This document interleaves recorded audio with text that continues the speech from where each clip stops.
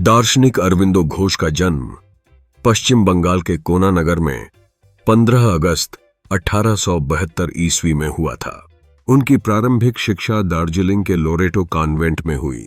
अरविंद के पिता डॉक्टर कृष्णधन घोष उन्हें उच्च शिक्षा दिलाकर उच्च सरकारी पद दिलाना चाहते थे। अतएव मात्र 7 वर्ष की उम्र में ही उन्होंने इन्हें इंग्लैंड भेज दिया। 8 वर्ष की उम्र में ही उन्हें इंग्लैंड ले जाया गया। अपने विलायत प्रवास के प्रारंभिक चरण में उन्हें ड्रीबेट नाम के एक योग्य शिक्षक के संरक्षण में रखा गया। 1885 ईस्वी में उन्हें लंदन के सेंट पास स्कूल में भेज दिया गया। स्कूल में उनकी अभिरुचि ग्रीक, लैटिन जैसी कुछ शास्त्रीय भाषाओं के प्रति तथा कुछ अन्य यूरोपीय भाषाओं के प्रति जागी। उन्होंने उन सभी भाषाओं को सीखा। ग्रीक तथा लैटिन में तो उन्होंने कुछ कविताएं भी रचीं। उन्होंने अंग्रेजी, जर्मन, फ्रेंच, ग्रीक एवं इटालियन भाषाओं में भी निपुणता प्राप्त की थी। अपना अध्ययन समाप्त करने के पश्चात उन्होंने ICS की परीक्षा दी। वे लिखित परीक्षा में उत्तीर्ण तो हो गए, किंतु घुड़सवारी में असफल रह गए। 1893 ईस्वी में वे भारत वापस आ गए। यहाँ वे बड़ौदा राज्य सेवा में नियुक्त हो गए। वहां उन्हें प्राचीन भारतीय दर्शन के विस्तृत अध्ययन का समुचित समय तथा अवसर मिला, किंतु वे बड़ौदा के अपने जीवन से पूर्णतया संतुष्ट नहीं हुए। वे राजनैतिक कार्यों से जुट गए। बड़ौदा में ये प्राध्यापक, वाइस प्रिंसिपल, निजी सचिव आदि कार्य योग्यता पूर्वक करते रहे और इस दौरान हजारों छात्रों को चरित्रवान देशभक्त बनाया। 1896 से 1905 ईस्वी तक उन्होंने बड़ौदा रियासत में राजस्व अधिकारी से लेकर बड़ौदा कायनलेज के फ्रेंच अध्यापक और उपाचार्य रहने तक रियासत की सेना में क्रांतिकारियों को प्रशिक्षण भी दिलाया था।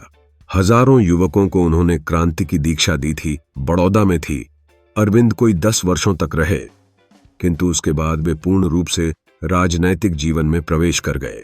बंगाल विभाजन का सक्रिय विरोध किया। एक पत्रिका, वंदे मातरम पत्रिका का भी प्रकाशन प्रारंभ किया। यह उनके जीवन का एक बड़ा ही संक्षिप्त काल रहा, क्योंकि 1908 ईस्वी में उन्हें राजनैतिक कारणों से बंदी बना लिया गया। कहा जाता है कि कारावास के काल में उन्हें ऐसा प्रतीत होने लगा कि उनकी नियति सर्वथा भिन्न कार्य करने की थी। यही अनुभूति एक सक्रिय राजनैतिक जीवन वाले व्यक्ति को एक योगी में परिवर्तित कर देने का कारण बन गया। 1910 ईस्वी के अप्रैल माह में उन्हें पांडिचेरी में अपना निवास बनाना पड़ा। तब तक उनके मन में कुछ विशिष्ट आध्यात्मिक तथा योग संबंधी विचार पनप रहे थे। अतः वहीं उन्होंने अपने इन विचारों को स्पष्ट रूप देने के प्रयत्न में एक आश्रम की स्थापना की। इन्होंने पांडिचेरी में एक आश्रम स्थापित किया। वेद, उपनिषद ग्रंथों आदि पर टीका लिखी। योग साधना पर मौलिक ग्रंथ लिखे। उनका पूरे विश्व में दर्शन शास्त्र पर बहुत प्रभाव रहा है और उनकी साधना पद्धति के अनुयायी सब देशों में पाए जाते हैं। यह कवि भी थे और गुरु भी। कुछ ही वर्षों में उनकी एक विलक्षण शिष्या मीरा रिचर्ड ने आश्रम का पूर्ण कार्यभार अपने ऊपर ले लिया। कालक्रम में वे उस आश्रम की एक प्रकार से प्रतीक बन गई तथा वास्तविक एवं आलंकारिक दोनों अर्थों में वे आश्रम की मां, द मदर, कही जाने लगीं। श्री अरविंद के वैयक्तिक प्रभाव तथा आकर्षणतया उनके बृहत विचारोत्पादक रचनाओं तथा लेखों के फलस्वरूप उनके आश्रम की ओर अनगिनत शिष्य अनुगामी होकर बले आए तथा वे लोग निष्ठापूर्वक श्री अरविंद के विचारों का प्रसार करते रहे। 1950 ईस्वी के 5 दिसंबर को उन्होंने अपनी जीवन लीला पूर्ण की, किंतु उनके बाद भी सतत इस आश्रम का प्रभाव बना रहा है और अभी भी वह शिक्षा तथा आध्यात्मिक अनुशासन का एक विशिष्ट केंद्र बना हुआ है। श्री अरविंद का दर्शन मानवता के आध्यात्मिक उत्थान की एक चमकदार किरण है। उनका जीवन और विचार आनंद, प्रेम और सत्य के प्रतीक हैं। उन्होंने संसार में हो रहे परिवर्तनों को देखा और समझा और यह माना कि मानवता का उद्देश्य केवल भौतिक प्रगति नहीं बल्कि आत्मिक विकास भी है। श्री अरविंद ने अपने दर्शन में आत्मा की गहराइयों को पहचाना। उन्होंने बताया कि हमारी मूल प्रकृति दिव्य है और हमें इसे पहचानने तथा व्यक्त करने की आवश्यकता है। उन्होंने कहा कि सच्चा विकास तभी संभव है जब हम अपने भीतर के दिव्य को जगाएं और उसे बाहरी जीवन में उतारें। इस दृष्टिकोण से उन्होंने ध्यान और साधना को महत्वपूर्ण माना। उनकी शिक्षाओं में योग का अत्यधिक महत्व है। उन्होंने उस योग की बात की जिसमें मन और आत्मा का मेल होता है।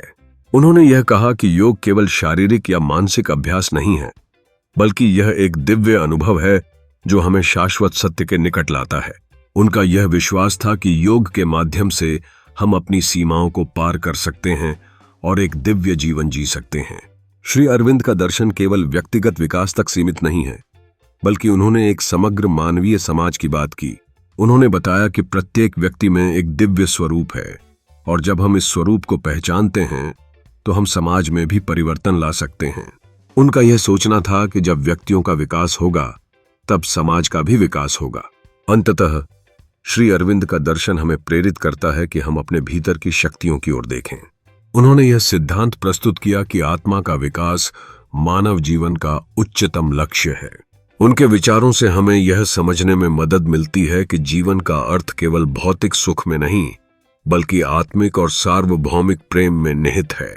उनका अद्वितीय दृष्टिकोण हमें जीवन की संपूर्णता की ओर ले जाता है।